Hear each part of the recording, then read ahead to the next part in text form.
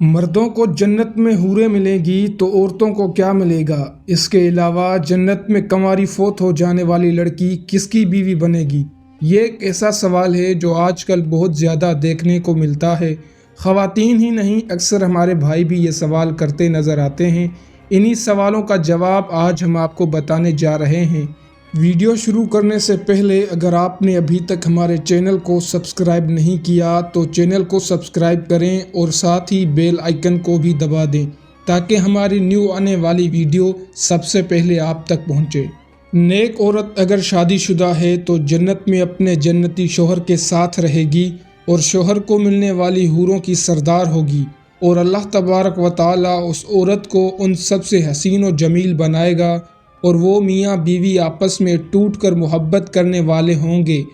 اور اگر دنیا میں عورت کے معتد شوہر ہوں، یعنی عورت نے اپنے شوہر کے انتقال یا اس کے طلاق دینے کے بعد دوسری شادی کر لی ہو، یعنی اس عورت نے 2 یا 2 سے زیادہ شادیاں کی ہوں، تو وہ جنت میں اپنے کس شوہر کے ساتھ رہے گی؟ اس بارے میں مختلف روایات اور اقوال موجود ہیں کہ ایسی عورت کو اختیار دیا جائے گا کہ جس کے ساتھ اس کی زیادہ موافقت ہو اس کو اختیار کر لے، یا وہ عورت آخری شوہر کے ساتھ رہے گی۔ اس بارے میں حضرت ابو ذر رضی اللہ تعالی عنہ سے مروی ہے کہ آپ صلی اللہ علیہ وآلہ وسلم نے فرمایا، عورت کو اس کا آخری شوہر ملے گا۔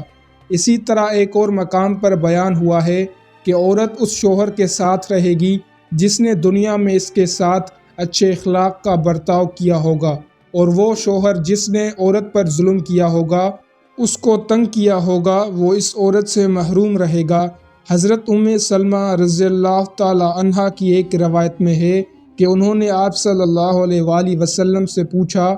کسی کے 2 شوہر ہوں تو جنت میں کس کے ساتھ رہے گی؟ تو آپ صلی اللہ علیہ وآلہ وسلم نے ارشاد فرمایا، اسے اختیار دیا جائے گا کہ وہ کسی بھی شوہر کے ساتھ رہ سکتی ہے، اور فرمایا جس نے دنیا میں اس کے ساتھ اچھے اخلاق کا برتاؤ کیا ہو اور وہی اس کا جنت میں شوہر ہوگا۔